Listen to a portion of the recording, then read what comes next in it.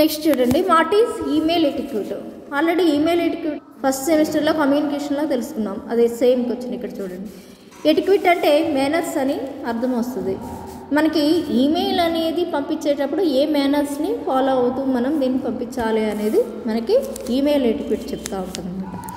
Email etiquette refers to the set of rules and principles governing the proper conduct of email communication. అయితే email etiquette ఏదైతే ఉందో మనకి set of rules అనేవి follow అవ్వడం అనేది చేస్తుంది. దీనికి కొన్ని రకాలైనటువంటి ప్రిన్సిపల్స్ అనేవి ఉంటాయి. దాన్ని పంపించేటప్పుడు ఈ కమ్యూనికేషన్ని ప్రాపర్గా సరైనటువంటి విధంగా పంపించడం, అలాగే మనం ఈమెయిల్ కమ్యూనికేట్ చేస్తున్నామంటే కొన్ని రకాలైనటువంటి ప్రిన్సిపల్స్ని సెట్ ఆఫ్ రూల్స్ని ఫాలో అవ్వడం మంచిదని చెప్తున్నారు. It involves the using the appropriate language, tone and format to convey message effectively and professionally.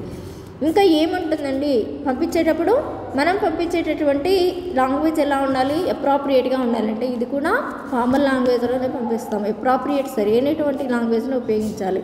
అలాగే మన యొక్క టోన్ కానీ లేకపోతే ఫార్మేట్ రాసాం, ఇందాక చెప్పుకున్నాం ఫార్మల్లో పంపించాలని చెప్పి, ఆ ఫార్మేట్ కానీ ఏదైతే ఉందో దాన్ని మన యొక్క మెసేజ్ని కన్వే చేసేటప్పుడు అంటే తెలియజేసేటప్పుడు ఎఫెక్టివ్గా ఉండాలి, ప్రొఫెషనల్గా ఉండాలి. అబ్బాయి ఇక్కడ చదువుకొని వాళ్ళు ఎవరో రాసేసారండి ఇది ఈమెయిల్ అని చెప్పి అనుకునేలా కాకుండా ఒక ప్రొఫెషనల్గా ఒక ఎడ్యుకేటెడ్ పర్సన్ రాసినట్టు ఒక ప్రొఫెషనల్ రాసినట్టు చూసి చూడగానే కనిపించాలి మనకి.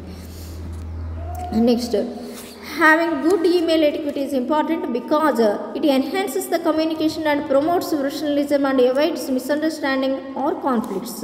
మరి మనకి ఏముండాలంటే గుడ్ ఈమెయిల్ ఎటిక్యూట్ ఉండడం వల్ల మనకి ఉండడం చాలా చాలా ముఖ్యం. ఎందుకు అని చూస్తే కనుక మన యొక్క కమ్యూనికేషన్ అది రెట్టింపు చేస్తూ ఉంటుంది. మనం చెప్పాలనుకున్నటువంటి విషయాన్ని చాలా బాగా అర్థమయ్యేలా చెప్తూ ఉంటుంది అన్నమాట.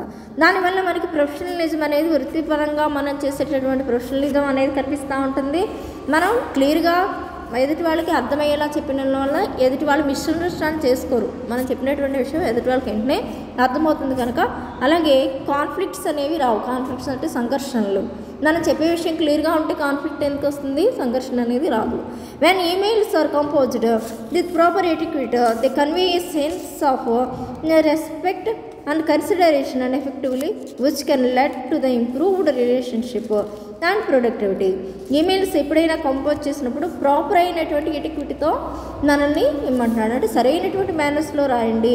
ఎందుకంటే వాటికి పంపించినప్పుడు మన ఎంత మర్యాదగా చెబుతున్నాము అనేది, మనం ఎంత మర్యాదపూర్వకంగా చెప్తున్నాము, రెస్పెక్ట్ ఇస్తున్నామా లేదా ఎదుటి వాళ్ళకి అనేది మనం రాసేటటువంటి రైటింగ్లోనే ఎదుటి వాళ్ళకి అర్థమైపోతూ ఉంటుంది. అంటే వీటన్నిటినీ పరిగణలోకి తీసుకుంటూ మనం రాసేటటువంటి ఈమెయిల్ అనేది చక్కగా చాలా గౌరవప్రదంగా ఉండేలాగా, ఎదుటి వాళ్ళకి మన మీద మంచి అభిప్రాయం ఏర్పడేలాగా ఉండడం వల్ల మన యొక్క రిలేషన్షిప్స్ ఏవైతే ఉంటాయో అవి పెరుగుతూ ఉంటాయి. దానివల్ల ప్రొడక్టివిటీ అనేది పెరుగుతుంది, ఉత్పాదన అనేది పెరుగుతుందని చెప్తున్నారు.